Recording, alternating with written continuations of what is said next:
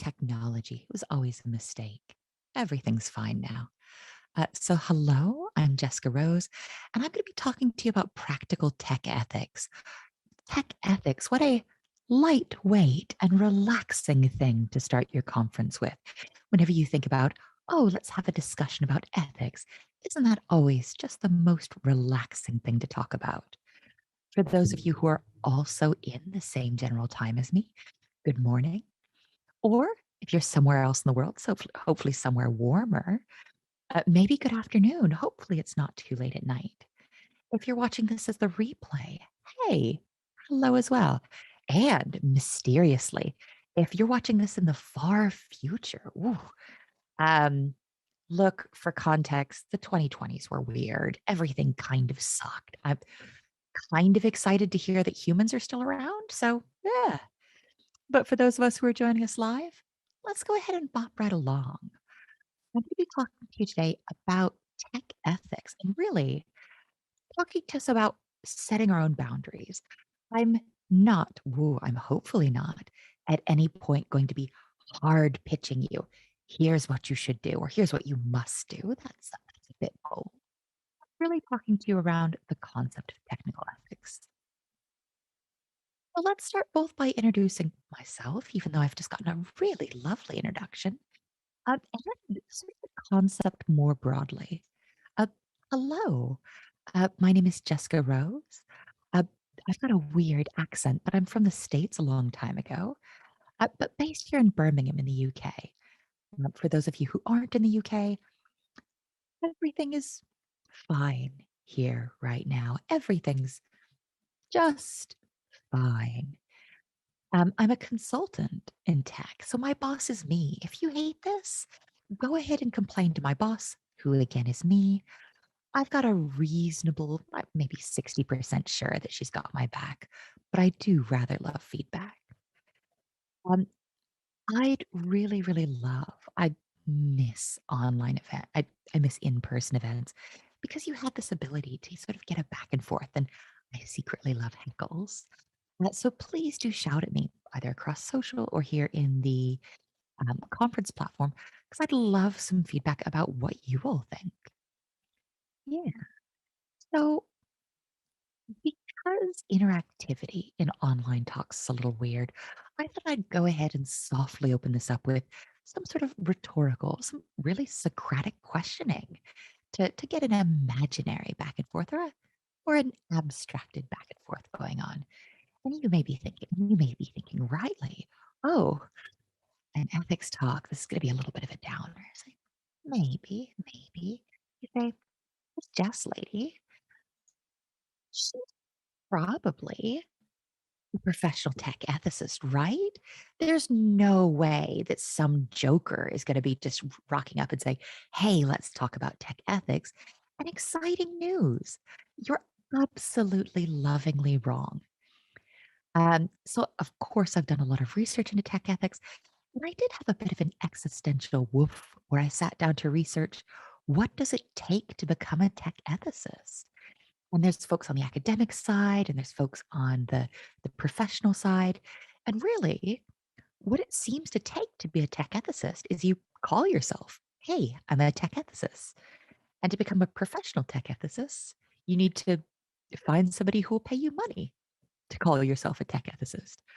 And at a cloud native conference, this is going to seem really familiar because this is sort of the deal for most tech jobs, isn't it? There's no fancy in most spaces, there's no fancy certification for when you've become a architect or when you've become a software engineer. You just walk up and say, hey, somebody's paying me to do this. This is who I am now. You say, okay, well, Jess isn't a professional tech ethicist. She's sort of a weird hobbyist. Clearly, if this old lady is coming to talk to us about ethics, she must be an extremely good person, at least. We can be confident there. And continued exciting news. I'm not even a good mammal. I have to set alarms to remember to drink water. I'd love to pretend, oh, yes, I've got this moral true north. I've got this wonderful moral compass, and I'm going to lead you to be better people through it. But I don't think that's very useful, and I don't think that's very honest either. You say, "Oof, this conference talk seems like it's going to be a lot." Not a professional tech ethicist. Doesn't even sell herself as a nice person. At least this is not a sales pitch, so that's fine. And good news, just to stay combative and just stay mean, you're wrong again, my lovely. This is absolutely a sales pitch of a talk. I'm not selling you tooling. I'm not selling you this thing that takes care of your logs better. I'm trying to sell you on sort of a waffly concept. Waffly being a terribly technical term, isn't it? I want to sell you on building your own personal. Now, this means I'm not going to tell you what it should be, but your own personal ethical framework. And these are the boundaries and values you define for yourself and then work to uphold. And the real challenge here is that this doesn't happen in a vacuum. Your personal ethical framework is supported by your social context and your professional context and the structures, really the regulations and the expectations that exist around us. And what gets hard in tech is, hmm, we don't always live in an environment where our social contacts and the structures around us are pushing to behave more ethically. Coming through to the end of this intro, you say, wow, this girl sounds like she is not fun in parties. News. This one, you are dead on. I'm going to bring a little bit of my very laid back doom and gloom through the rest of this keynote. And then maybe, hopefully, we can land someplace a little bit more cheerful and I can be more fun at parties someday. A big concept, the thing I really want to sell as part of selling you the value of a personal ethical framework.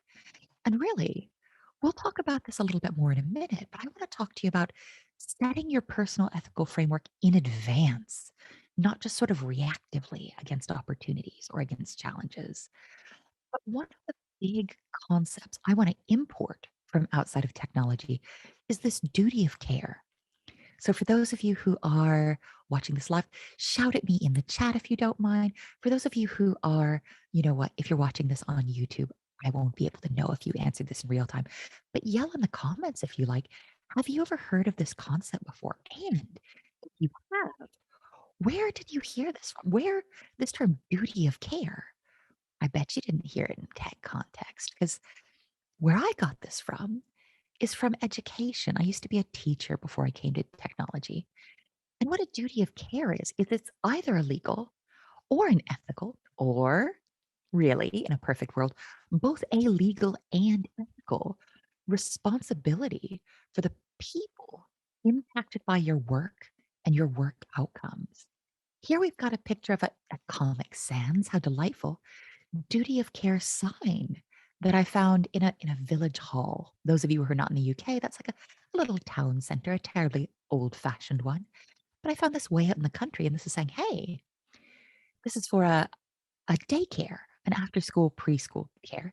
And it says, "Look, if you're staff here, or if you're volunteering, or if you're on the steering committee for this after-school care thing, you have a legal safeguarding responsibility. You are legally required to do what's best for the people who are impacted by your work." This phrase, duty of care, really comes from education, but this isn't just an education concept. This can be called different things in different places, but this idea that you are firmly responsible for your work, that what you do, you can be legally and ethically held responsible for, is common across education, as we've just discussed, but also medicine. If you do something, if your work hurts someone in medicine, you can be held responsible for the outcomes of your work. Legal practice as well. You have this ethical duty to perform your work with not necessarily a guaranteed outcome, but with a guaranteed duty, with a guaranteed level of vigilance. Engineering in many places, if you irresponsibly build an apartment building or a I'm trying to think what is less scary than a poorly built apartment building. And my mind landed on bridge, and that's not less scary, is it? But if you build dangerous things and those hurt people, you can be held legally responsible. Allegedly, this exists in finance too, but I've never seen us terribly excited as a shared culture to jail bankers. We usually get a bit of a fine. We really want to hammer home that, oh, this is a shared idea. We have a shared responsibility and this concept of both a legal and ethical responsibility across all of these different roles, all of these different work outcomes. And one thing that's really exciting about education and medicine and law and structural engineering and finance, and really almost every single other kind of work I can imagine, is that these roles incorporate the technology we build and the technology we support and the technology we keep live.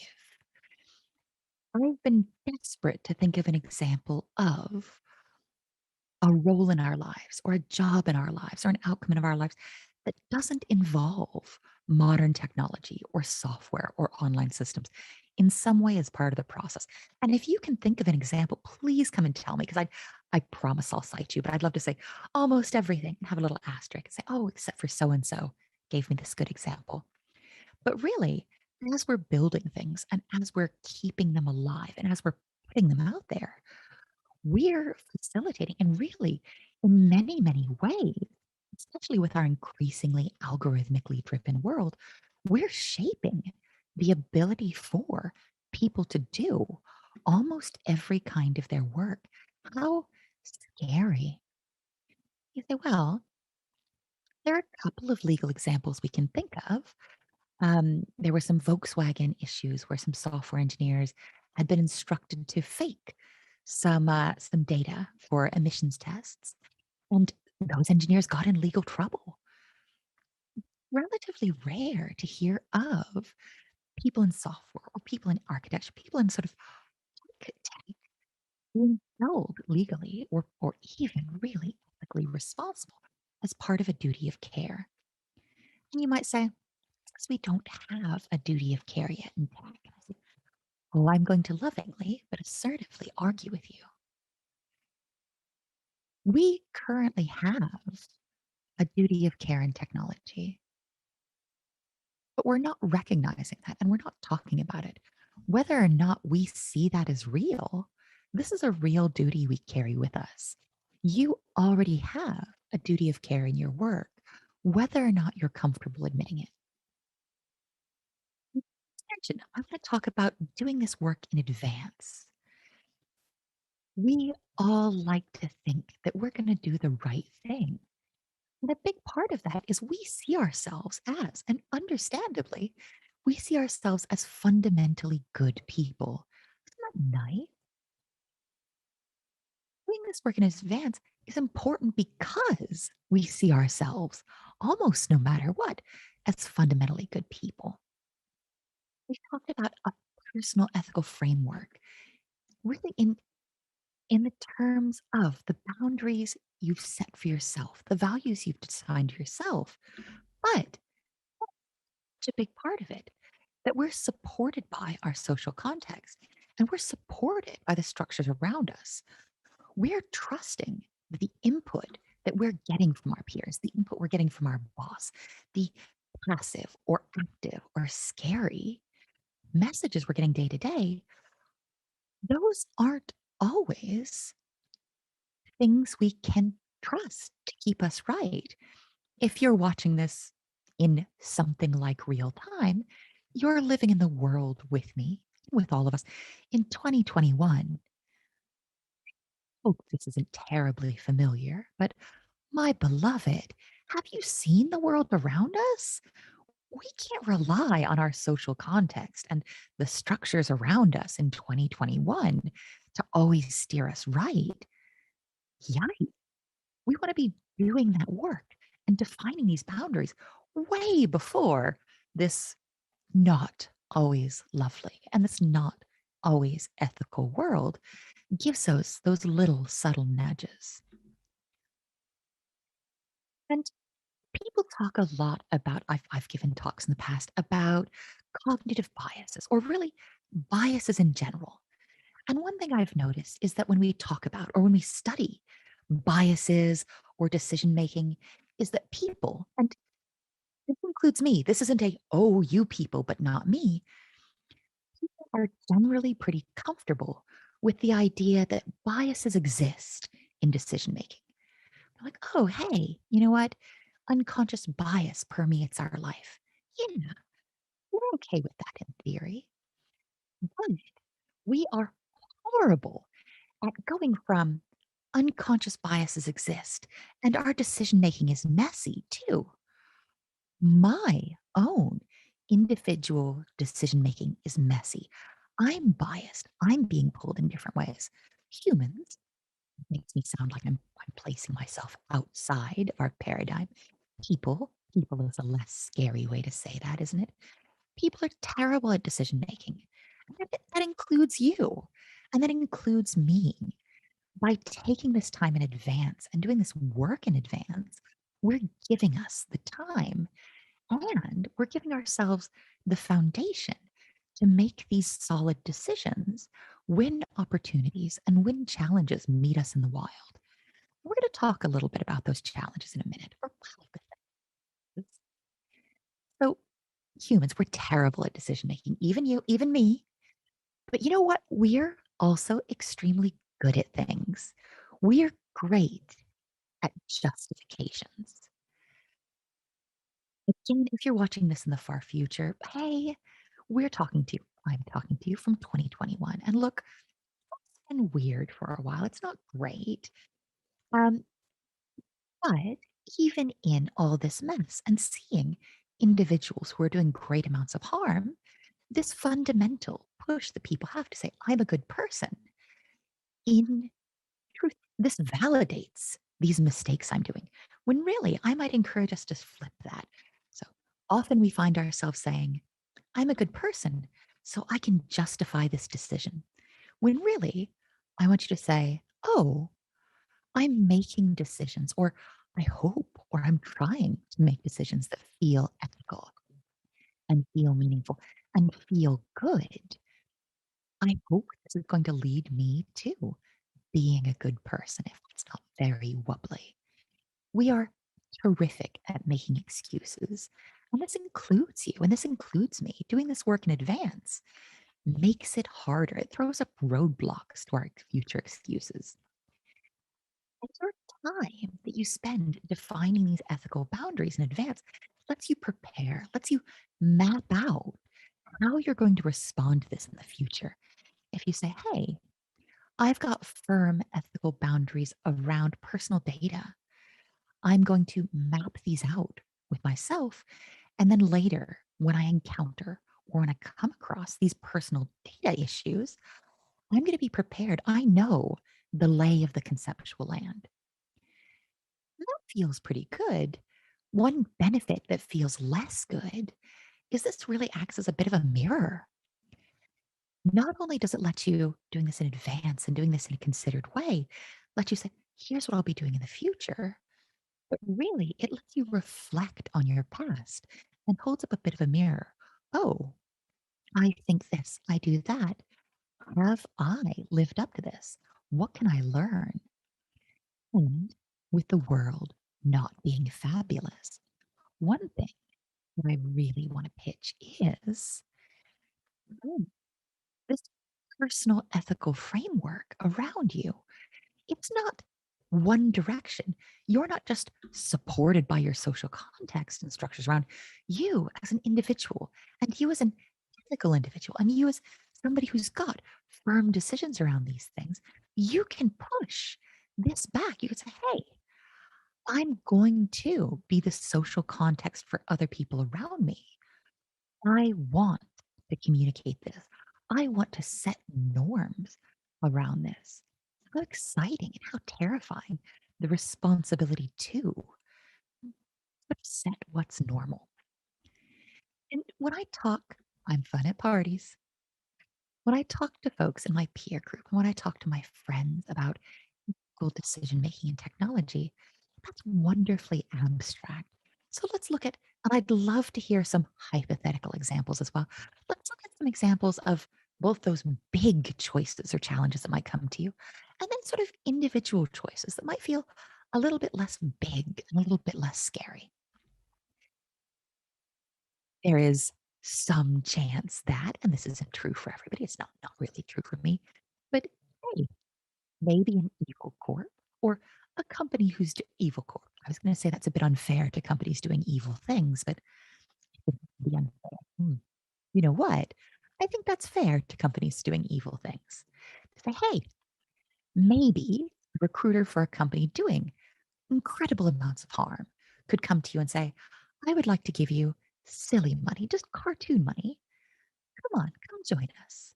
That's a reasonably straightforward, oh, this is an ethical decision to make. I mean, it's not a terribly common one for many of us. But if and when this happens, to be able to say, oh, I'd never work for so and so, getting that crystallized in your heart before so and so comes to offer you silly money could be a really good way to go. What about like a softer thing? Maybe a little bit more common where somebody says, hey, we're designing this or we're setting this out or we're launching this. Can you go ahead and make this little box pre-ticked? And this is more of a front end dev thing, but how do I feel about dark patterns? Do I have highly defined ethics around will I do this? Would I do this? Wonderful to get out in your brain before somebody might ask. I know, I know. Obviously, it's a marketing email, not spam, but setting up or maintaining a system that's used for these marketing emails is something that a lot of us may get asked in our day. And to be able to say, oh, I'm not comfortable with this, or I won't do this, or I want to push back on this is really useful to have in your heart and in your mind before you go in. And this gets to be a little more challenging as we get to be more senior, not just in age, but in industry. We've got a lot of opportunities to impact things like hiring, things like hiring processes and interns. What like one example of an ethical choice that's reasonably common is how do I handle friend of a friend hiring? Oh, so and so's applying, and this is my mate. Let's get them involved. Is so common that it's really easy for us to overlook that this is nepotism, even though this is common and insidious and day to day. Is this something you? And I can't tell you if this is something that you should be comfortable with. Is this something you would be interested in doing? This is my favorite example because your ethical boundaries, the ethics you define for yourself, can absolutely be defined around things that are good for you. You can have your own back. You can have clearly defined ethics that are also in your best interest. This is win win. If you have a firm ethical stance against crunch, against unpaid overtime, I mean, this is the only one where I'm going to explicitly say, yeah, yeah, but like that's both great for yourself. I hope you don't want to do unpaid overtime, but that's genuinely ethically, can I still say rad? It's 1997 in my heart. Y gen quite good. Let's go for something softer. And typically, potentially quite good because you're also not normalizing overwork for your peers and for your juniors in industry. I love to encourage people to develop ethical boundaries around unpaid overtime because, yeah, you get to push back against unpaid overtime, but also it's like everybody wins. How delightful. I mean, your boss doesn't win and your stakeholders don't win, but I'm all right with that. We talked a little bit more about excuses and how good we are at excuses. And sometimes when I talk about ethics or post about it on the internet, not fun at parties, folks will message me or folks will come up after. And they'll have a little chat where they're like, "Oh, I live in Britain where the social convention is even if a talk is rubbish or even if you're talking nonsense, folks have to be lovely." So folks say, "Oh, wow, that's really interesting." But here's why I specifically have an exception. Here's why I'm a special case. And first off, don't do this. I can't absolve you. I'm just a goofus who's overly interested in ethics. Um, my approval or my disapproval are equally valueless. There's no resale here. I can offer no indulgences. But when talking about excuses, we're going to be talking about some I've seen and some I've heard in the past directly. I want to talk about posywid. And this is absolutely something that ruined my life. This is what got me started as an ethics obsessed, unfun weirdo. The concept that if a system does something, even if that's not the stated intent of the system, if the system does X, that's the purpose of the system. I'm not going to pick on any specific technology or any technological outcome, in part because we've become a little bit inured to some of the horrible things tech can do. I'm going to bring us a much more visceral example, which hopefully also doesn't directly feel like a personal attack for any of us. Let's say that one, not even you, let's say someone works on a system that it's a automated puppy car wash. Oh, wow, you can work on the hardware, the software, the cloud stuff on it. Yeah, but I work for a company that's a dog wash. No fun. You know what? We find that our dog wash squishes one out of every so many puppies, maybe one out of 100, maybe one out of 1,000, maybe one out of 1,000,000. But you know what? Every now and again, the output, what our system does, is squish dogs. We didn't set out, our core business model isn't squished puppies, but if you run a business, if you run a dog wash that continues to squish dogs, you're in the dog squishing business. Let's look at some of the examples I've seen in the past of really, really sound excuses and excuses that feel woof, emotionally very relevant in the context of puppy squishing. One thing I've seen and had dear friends say is, look. Yes. Okay, maybe my company is evil. And right off the bat, I'm like, what's with the finger quotes? That's weird. All right. Maybe my company's evil, but my individual role isn't directly doing the evil stuff. I work in a different team. I don't even work in the team that winds up with these squished puppies. So that's really not on me. This ethics talk isn't for me.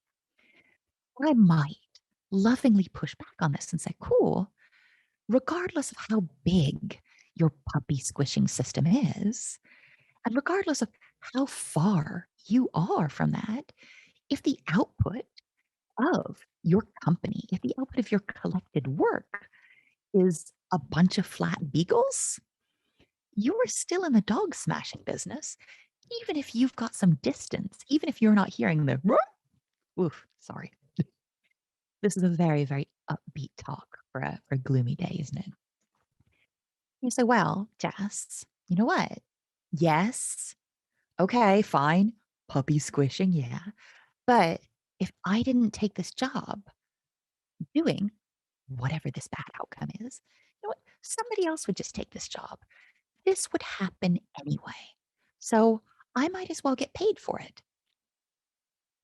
And even looking at this, even without applying the pup squish, this looks like a bad excuse, doesn't it? You say, look, these dogs are going to get flattened anyway.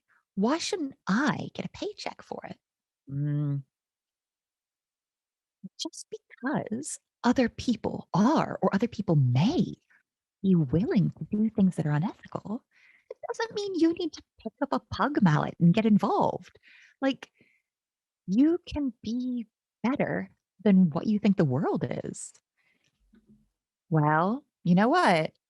Maybe some dogs get flattened, but in the process of squishing these dogs, my company treats me well.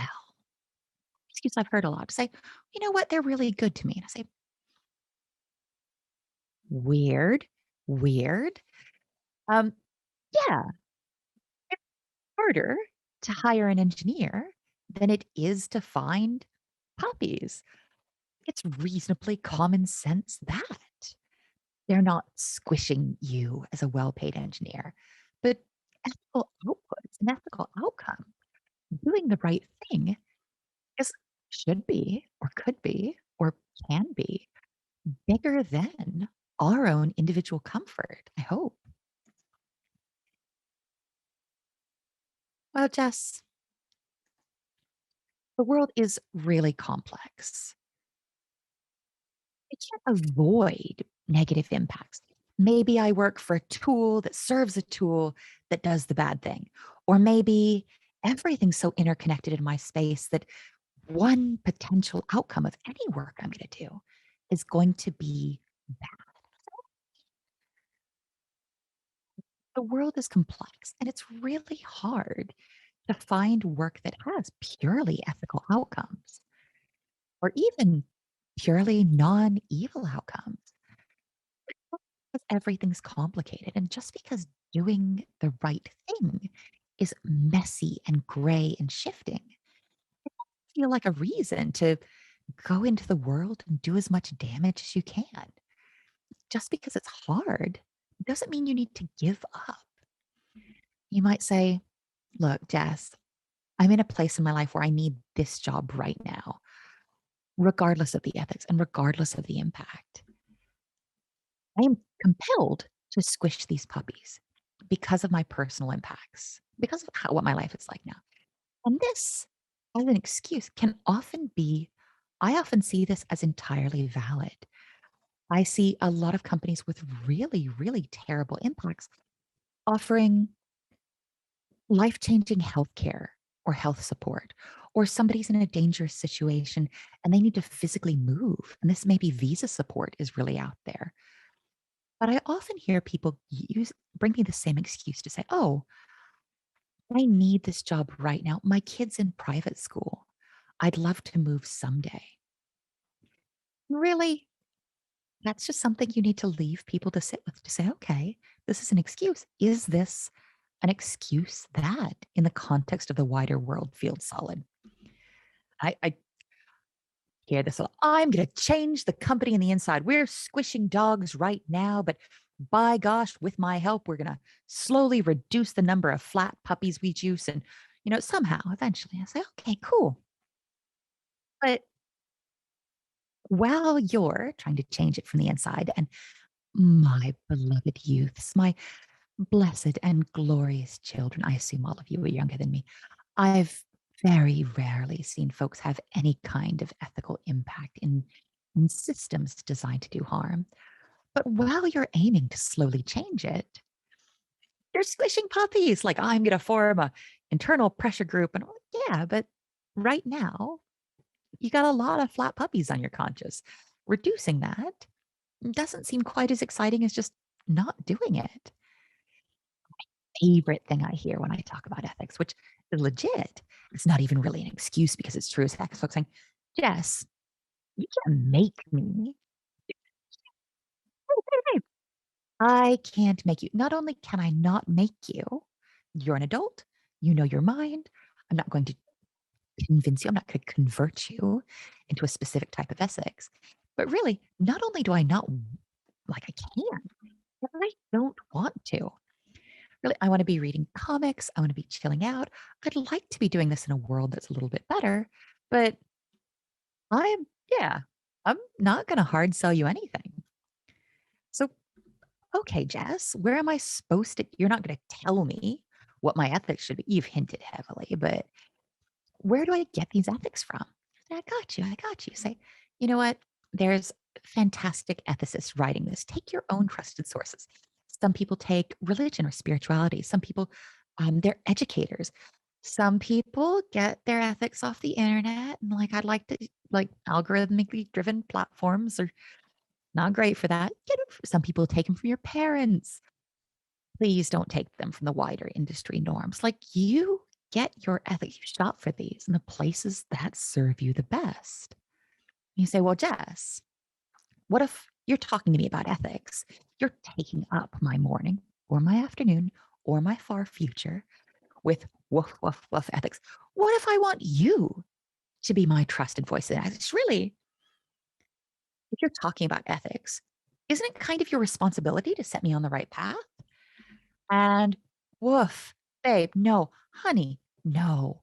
If you really want my own ethical takes, and don't just lift your ethics from a weirdo on the internet, especially not me. I'm, ooh, not even a good mammal.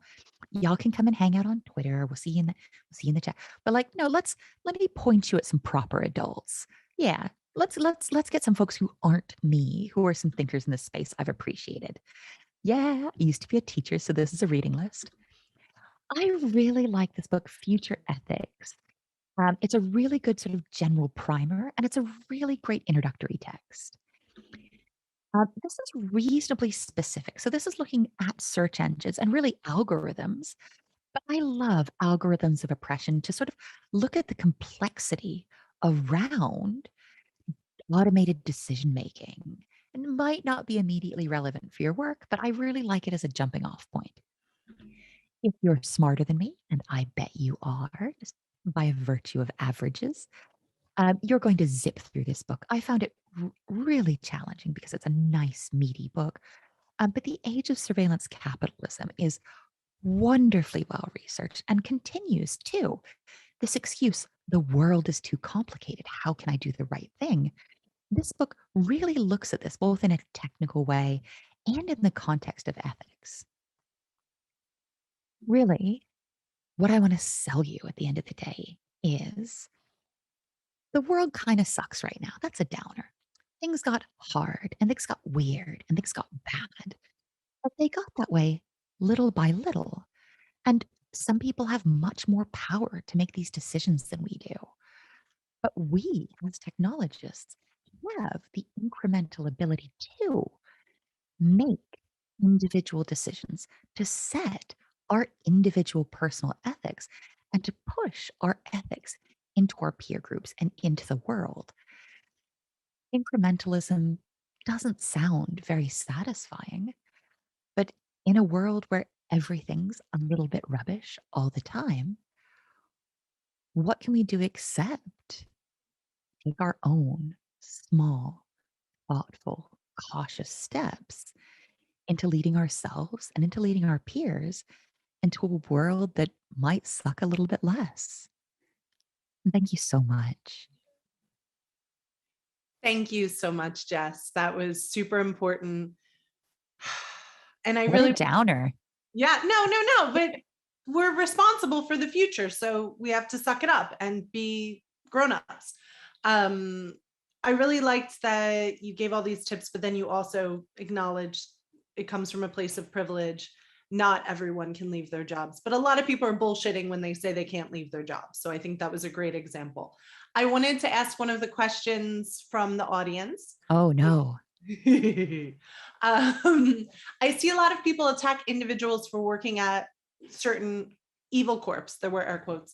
It's not always justified. When should we push back? And I think I would add to that, is there an argument that you can make change from within when you're talking about, I wonder which companies you're talking about. When you're talking about these huge corporations that are as powerful as countries, do you think there's a reason to stay and try to make change from within, or to get intelligence and whistleblow? These are two really good questions. The idea of holding individuals responsible for the larger output of their work ethically. So Foxglove Legal has just taken out they've got mobile billboards for in the neighborhood of the Accenture CEO saying, "Hey, this lady who you do yoga with." Anyway, she's underpaying moderators doing horrifying work, and this feels very aggressive, doesn't it? I think the ethical question: should we tell individuals? Should we demand ethical? Yeah, I don't know.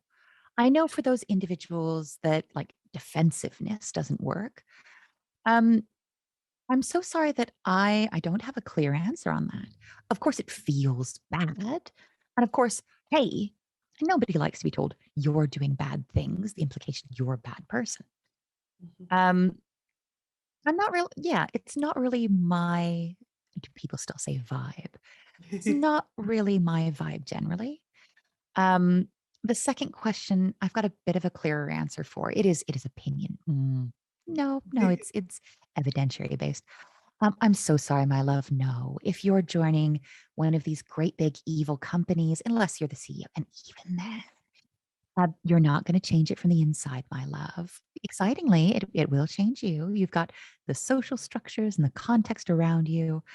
And one thing that's really exciting about these sort of larger evil corps is a lot of them have either accidentally or intentionally. I mean, I do it intentionally. It's very wise. A lot of them do go out of their way to hire folks who've got great ethical credentials. And what happens when you do that is you're effectively neutralized in the space of ethics for forever. You're no longer a critic. You're no longer an ethicist. You're no longer somebody interested in that. You're a disgruntled former employee. Oh, hey, I'm going to change this giant evil corp from the inside. My lovely, this may be my cynicism and this may be my age, but I don't think you will. I'm so sorry. Mhm. Thank you. Thank you so much, Jess. We've reached time, but there are more questions in the chat. So get in there and get I will. feisty.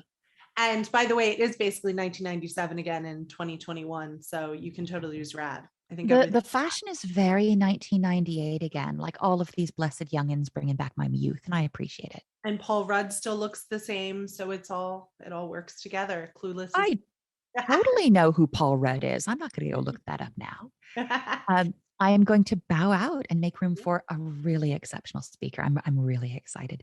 Thank you so much. Thank you, Jess. And thank you, everyone, for being active listeners, active participants. Please either take a break or go get your network on. I'll see you back in a few minutes and we're going to have a great day. Enjoy, explore the platform and explore the tracks and explore what you can learn. Thank you.